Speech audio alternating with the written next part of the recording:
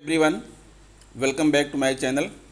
दोस्तों, जैसा कि आप सभी को पता है कि टाइम एंड मोशन के तहत शासन ने नए सत्र से आपके लिए 14 पंजिकाएं लागू किया था, जिसमें से एक पंजिका को पुनः मर्ज कर दिया गया। आय व्यय पंजिका और चेक इशू पंजिका को एक साथ मर्ज कर दिया गया। तो अब शेष बची पंजिकाएं 13। उसमें से सबसे महत्वपूर्ण पंजिका अध्यापक उपस्थिति, जिसमें आप सभी अपना हस्ताक्षर किया करते थे, उसमें किया गया काफ़ी बदलाव। उसमें बहुत से नई चीज़ें जोड़ी गई हैं। तो आइए दोस्तों, हम आपको दिखाते हैं कि जो नया अध्यापक उपस्थिति पंजिका है उसमें क्या बदलाव हुआ है और कौन कौन सी चीज़ें उसमें नई जोड़ी गई हैं। तो इस वीडियो में बने रहिए। वीडियो बहुत छोटी है, आपको हम दिखाते हैं उसका प्रारूप। हाँ, तो दोस्तों आप देख पा रहे हैं कार्मिक उपस्थित पंजिका, यही है आपकी अध्यापक उपस्थिति पंजिका, जिसका ये फ्रंट पेज है, सबसे ऊपर का पृष्ठ है। बहुत ही आकर्षक तरीके से बनाया गया है। और आप देखिए यहाँ पर विद्यालय का नाम, प्राथमिक, उच्च प्राथमिक या कंपोजिट, विकासखंड, जनपद और यूडाइस कोड पड़ेगा। फिर उसके बाद आगे बढ़ेंगे तो इसका जो पहला पृष्ठ है उसमें भी यही चीज़ें लिखी हुई हैं। कार्मिक उपस्थित पंजिका और विद्यालय का नाम, प्राथमिक, उच्च प्राथमिक, कंपोजिट, विकासखंड, जनपद और यूडाइस कोड। फिर उसके बाद अब जो नई चीज़ें आई हैं दोस्तों, आप उसको देखिए। पहले आप यहाँ पर देख पा रहे हैं, ये जो है डबल पेज में है, बायां पृष्ठ और दायां पृष्ठ। बाएं पृष्ठ पर ये लिखा होगा, दाएं पृष्ठ पर क्या लिखा होगा मैं अभी आपको दिखा रहा हूँ। यहाँ पर क्रम संख्या, जितने भी अध्यापक हैं क्रम से वरिष्ठता के क्रम में यहाँ पर सबके नाम लिखे जाएंगे एक एक करके।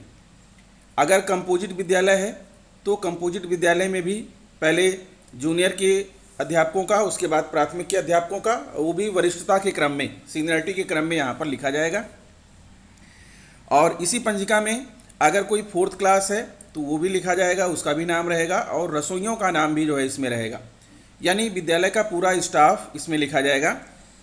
और यहाँ पर डालना होगा EHRMS कोड, मानव संपदा का कोड, शिक्षक या कार्मिक का नाम, उसके पिता या पति का नाम, वर्ग यानी किस वर्ग में है, किस कैटेगरी में है, शैक्षिक योग्यता क्या है ये लिखा जाएगा।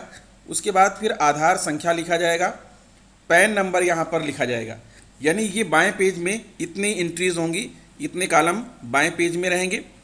उसके बाद फिर जो दाहिना पेज होगा, दाहिने पेज में देखिए, दाहिने पेज में सबसे ऊपर यहाँ पर सत्र लिखा हुआ है।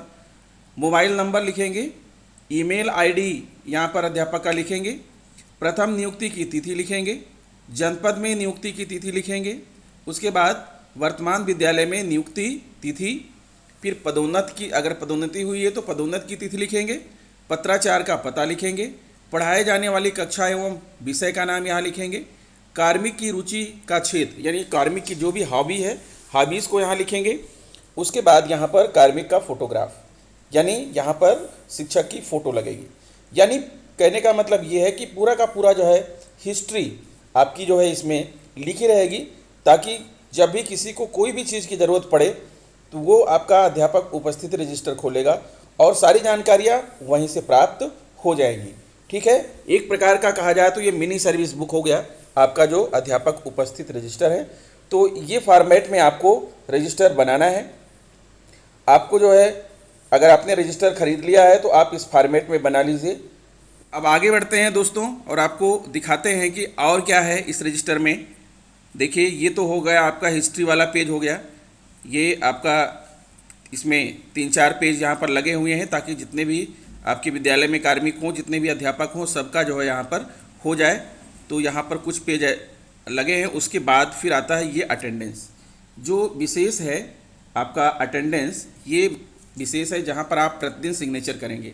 विद्यालय का नाम, और यहाँ भी क्रम वाइज जो है सभी अध्यापकों का नाम लिखना है, उनका नाम और पद लिखना है। उसके बाद आप प्रत्येक अध्यापक के खाने में आप देख रहे हैं आने का समय हस्ताक्षर और जाने का समय हस्ताक्षर। और उसके बाद 1 से लेकर 18 तक यहाँ पर क्रमांक जो है दिए गए हैं। ये प्रतिदिन के सिग्नेचर वाला कॉलम है। उसके बाद ये तो बायां पेज हो गया। दाहिने पेज पर जो है आप 18 से आगे भी बढ़ जाएंगे, पूरे 1 महीने का जो है होगा।